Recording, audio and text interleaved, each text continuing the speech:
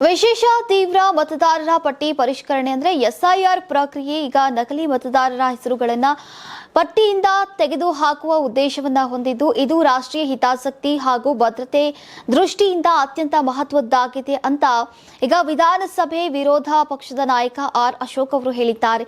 ಶನಿವಾರ ಸುದ್ದಿಗಾರರೊಂದಿಗೆ ಮಾತನಾಡಿದಂತಹ ಅವರು ಅಕ್ರಮ ಬಾಂಗ್ಲಾದೇಶಿ ವಲಸಿಗರ ಸಮಸ್ಯೆಗಳನ್ನು ನಿಯಂತ್ರಿಸೋಕೆ ಎಸ್ಐಆರ್ ಪ್ರಕ್ರಿಯೆ ಸಹಕಾರಿಯಾಗಲಿದೆ ಎಂಬ ವಿಶ್ವಾಸವನ್ನು ವ್ಯಕ್ತಪಡಿಸಿದರು. ಈ ಪ್ರಕ್ರಿಯೆಗೆ ಹಲವರು ವಿರೋಧವನ್ನು ವ್ಯಕ್ತಪಡಿಸಿದ್ದಾರೆ. ಯಾಕೆ ಭಯ ಪಡಬೇಕು ಅಂತ ಪ್ರಶ್ನಿಸಿದ್ದಾರೆ.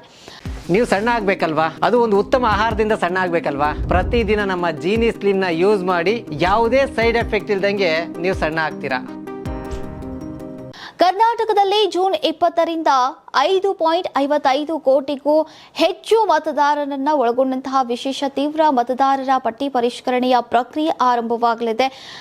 ಹಲವು ಮುಸ್ಲಿಂ ಸಂಘಟನೆಗಳು ಎಸ್ಐಆರ್ ವಿರುದ್ಧ ಈಗ ಹೇಳಿಕೆಯನ್ನ ನೀಡ್ತಾ ಇವೆ. ಭಾರತದಲ್ಲಿ 2 ಕೋಟಿಗೂ ಹೆಚ್ಚು ಅಕ್ರಮ ಬಾಂಗ್ಲಾದೇಶಿ ವಲಸಿಗರಿದ್ದಾರೆ.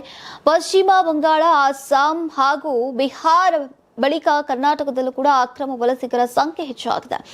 ಇನ್ನು ರಾಜ್ಯದಲ್ಲಿ 10 ಲಕ್ಷಕ್ಕೂ ಹೆಚ್ಚು ಬಾಂಗ್ಲಾದೇಶಿಗಳು ಅಕ್ರಮವಾಗಿ ವಾಸಿಸ್ತಾ ಇದ್ದಾರೆ ಅಂತ ಅಶೋಕ್ ಅವರು ಆರೋಪಿಸಿದ್ರು. ಯಾರಾದ್ರೂ ಸವಾಲನ್ನ ಹಾಕಿದ್ರೆ ಬೆಂಗಳೂರಿನಲ್ಲಿ ಅವರು ವಾಸಿಸ್ತಾ ಇರುವಂತಹ ಪ್ರದೇಶಗಳನ್ನ ನಾನು ವೈಯಕ್ತಿಕವಾಗಿ ತೋರಿಸೋಕೆ ಸಿದ್ಧನಿದ್ದೇನೆ ಅಂತ ಹೇಳಿದ್ದಾರೆ.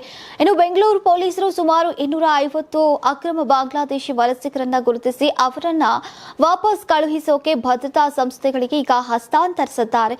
ಇನ್ನು ಅವರನ್ನ ಬೆಂಗಳೂರಿನಿಂದ ಗಡಿ ಭಾಗಕ್ಕೆ ವಿಮಾನದಲ್ಲಿ ಕರೆದೊಯ್ಯೋಕೆ ಸುಮಾರು 65 ಲಕ್ಷ ರೂಪಾಯಿ ವೆಚ್ಚವಾಗಿದೆ. ಇನ್ನು ಈ ಕಾರ್ಯಾಚರಣೆ ಕಳೆದ 1 ತಿಂಗಳೊಳಗೆ ನಡೆದಿದೆ ಅಂತ ಅವರು ತಿಳಿಸಿದ್ದಾರೆ.